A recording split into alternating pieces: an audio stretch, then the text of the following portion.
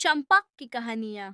विशालपुर नाम के एक समृद्ध नगर में आलोक और सुमित नाम के दो मित्र रहते थे। दोनों ही व्यापार करते थे और दिखने में समान रूप से सफल थे, लेकिन उनके स्वभाव में जमीन आसमान का अंतर था। सुमित अपनी छोटी सी दुकान और मेहनत की कमाई से खुश रहता था, जबकि आलोक हमेशा इस चिंता में घुला रहता था कि वह दूसरों से आगे कैसे निकले। एक दिन नगर में एक तेजस्वी साधु आए। उन्होंने दोनों मित्रों की मेहनत देखी और उनसे प्रसन्न होकर उन्हें एक एक सामग्री उपहार में दी। साधु ने कहा, यह कोई साधारण घड़ी नहीं है, यह तुम्हारे मन की शांति के अनुसार चलेगी। यदि तुम संतुष्ट रहोगे तो यह तुम्हें खुशहाल भविष्य दिखाएगी, और यदि तुम दूसरों से तुलना करोगे तो यह तुम्हारा वर्तमान भी छीन लेगी। दोनों मित्र घड़ियां लेकर घर आ गए। आलोक के मन में तुरंत विचार आया। देखता हूँ सुमित की घड़ी उसे क्या दिखा रही है। उसने अपनी घड़ी देखने के बजाय सुमित की जासूसी शुरू कर दी। अगले कुछ महीनों में आलोक का व्यापार और बढ़ने लगा, लेकिन उसकी नजर सुमित पर ही टिकी रही। एक दिन उसने देखा कि सुमित की घड़ी से एक सुनहरी रोशनी निकल रही है। सुमित बहुत शांत और प्रसन्न था। आलोक को जलन होने लगी। उसने सोचा, मेरी घड़ी तो केवल समय दिखा रही है, सुमित के पास जरूर कुछ खास है जो साधु ने मुझे नहीं बताया। ईर्ष्या के मारे आलोक ने रात दिन काम करना शुरू कर दिया। उसने सोचा कि अगर वह सुमित से ज्यादा धन कमा लेगा तो उसकी घड़ी भी वैसी ही चमकने लगेगी। इस चक्कर में आलोक ने अपने परिवार को समय देना बंद कर दिया। उसकी नींद उड़ गई और वह हर वक्त चिड़चिड़ा रहने लगा। उसने छलकपट से धन कमाना शुरू किया ताकि वह सुमित को नीचा दिखा सके। अजीब बात यह हुई कि जैसे जैसे आलोक का धन बढ़ा, उसकी घड़ी की सुइयां उल्टी चलने लगीं।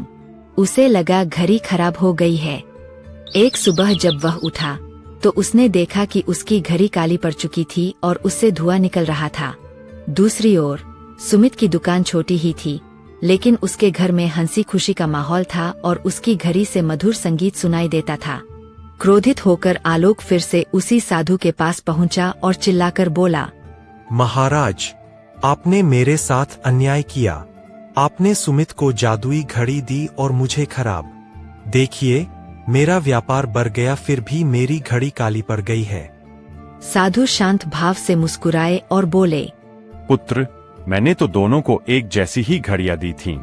फर्क घड़ी में नहीं, तुम्हारे दृष्टिकोण में है। साधु ने समझाया। सुमित अपनी घड़ी को स्वयं की उन्नति के लिए देख रहा था। उसने अपनी मेहनत से अपना वर्तमान सुधारा, इसलिए उसकी घड़ी चमक रही है। लेकिन तुमने अपनी घड़ी का उपयोग तुलना के लिए किया। जब तुम दूसरों की खुशी देखकर जलते हो तो तुम अपना ही कीमती समय और शांति जला देते हो। तुम्हारी घड़ी काली नहीं हुई है, बल्कि तुम्हारी ईर्ष्या ने उसे झुलसा दिया है। आलोक को अपनी गलती का एहसास हुआ। उसने देखा कि सुमित से आगे निकलने की दौड़ में उसने अपना स्वास्थ्य, परिवार का सुख और अपनी ईमानदारी सब कुछ खो दिया था। वह धनवान तो बन गया था, लेकिन अंदर से बिल्कुल कंगाल हो चुका था। आलोक ने उसी क्षण साधु से क्षमा मांगी और तय किया कि वह अब किसी और से अपनी तुलना नहीं करेगा। उसने अपना व्यापार ईमानदारी से चलाना शुरू किया और दूसरों की सफलता पर जलने के बजाय उनसे सीखना शुरू किया।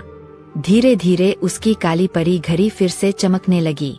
इस कहानी से हमें यह सीख मिलती है कि जब हम अपनी तुलना दूसरों से करते हैं तो हम अपनी विशिष्टता और अपनी खुशियां खो देते हैं। हर किसी का सफर अलग होता है। अगर ये कहानी आपको अच्छी लगी हो तो इस चैनल को सब्सक्राइब और लाइक करना ना भूले, ताकि नई कहानी आए तो आपको पता चल सके।